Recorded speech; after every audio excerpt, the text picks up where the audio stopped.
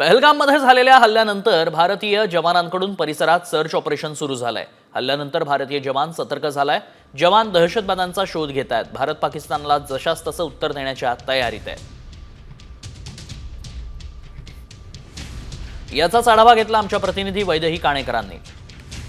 बैसरन येथील दहशतवादी हल्ल्यानंतर बैसरनचा संपूर्ण परिसर जो आहे तो पोलिसांनी आपल्या अधिपत्याखाली घेतलेला बघायला मिळतोय।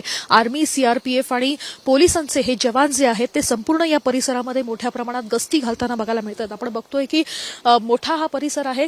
अगदी 3 किलोमीटर हा दहशतवादी हल्ला ज्या ठिकाणी झाला तो 3 किलोमीटरचा परिसर लांब असला तरी या ठिकाणी मोठ्या प्रमाणात जे आहे ती पोलिसांची गस्ती ही वाढवलेली पाहायला मिळत आहे। सर्च ऑपरेशन जे आहे ते मोठ्या प्रमाणात सध्या बघायला मिळत आहे। आपण बघतोय की आर्मी आणि सीआरपीएफ आणि पोलीस जवान जे आहेत ते अगदी संगनमतानं या ठिकाणी एक आपलं ऑपरेशन राबवताना पाहायला मिळत आहेत। ज्या ठिकाणी हा संपूर्ण परिसर जो आहे तो सॅनिटायझिंग करणं हे खरं तर त्यांचं टार्गेट आहे आणि त्यासाठी हे आर्मी आणि पोलिसांचे जवान जे आहेत ते तैनात असलेले बघायला मिळतात। आपण बघतोय की हे सगळे जवान जे आहेत ते सध्या या ठिकाणी तैनात असलेले पाहायला मिळत आहेत। 48 तासांचं हे टार्गेट आहे आणि त्यासाठी ज्या ठिकाणी हा दहशतवादी हल्ला झाला त्या ठिकाणी कोणालाही जायला आता परवानगी दिली नाहीये।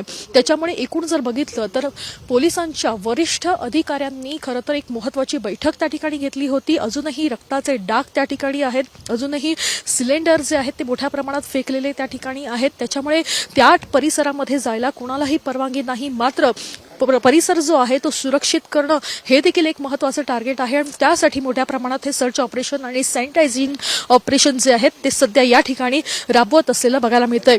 कॅमेरापर्सन गणेश कानडेसह वैदेही काणेकर, साम टीव्ही न्यूज।